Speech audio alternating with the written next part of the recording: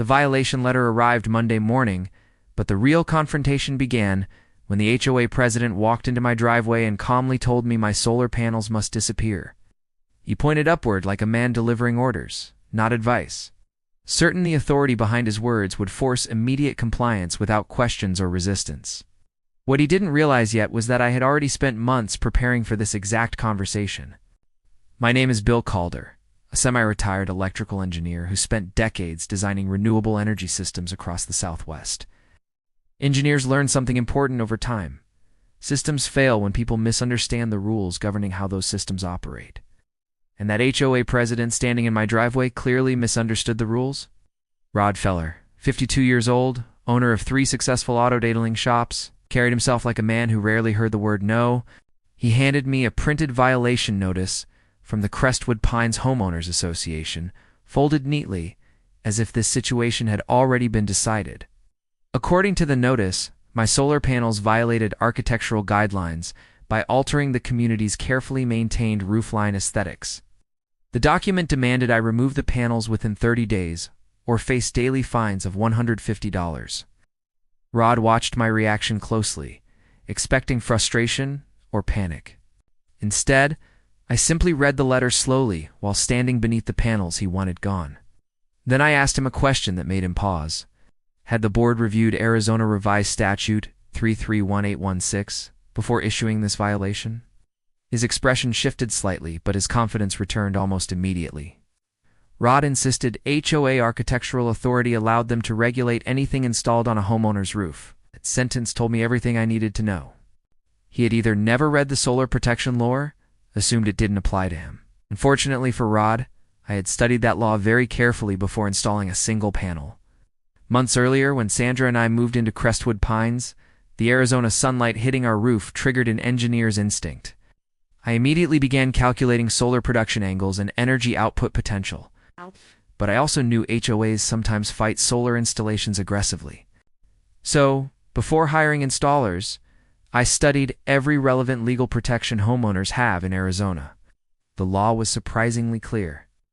Homeowners associations cannot prohibit solar energy systems and cannot impose restrictions that significantly reduce efficiency or increase installation costs. In other words, the law already anticipated HOA resistance. That meant preparation mattered.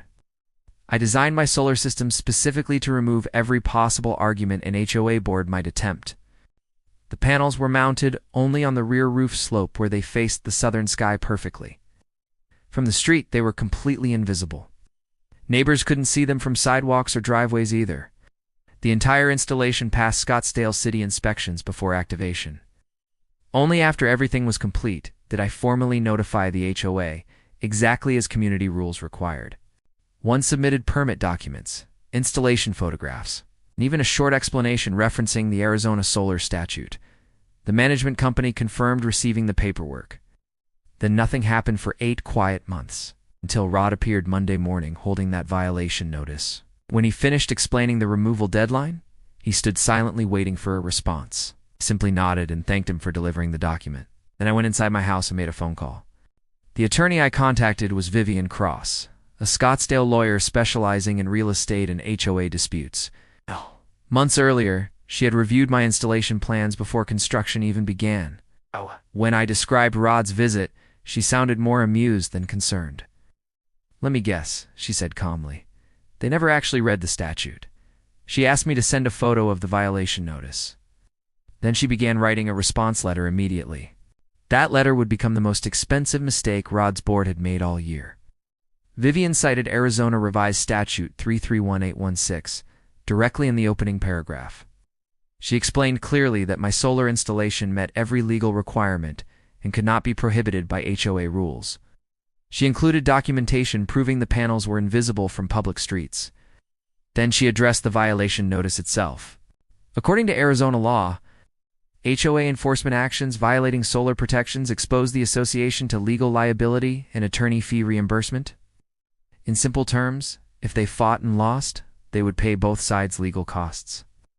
Vivian ended the letter with a short demand: a violation notice must be rescinded in writing within 5 business days, otherwise we would file a lawsuit seeking enforcement under the Solar Protection Statute.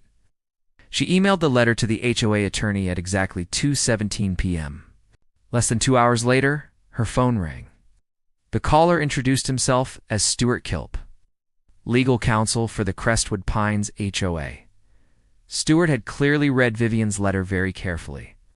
Interestingly, he did not attempt to defend the violation notice. Instead, he asked whether a resolution might be possible without litigation.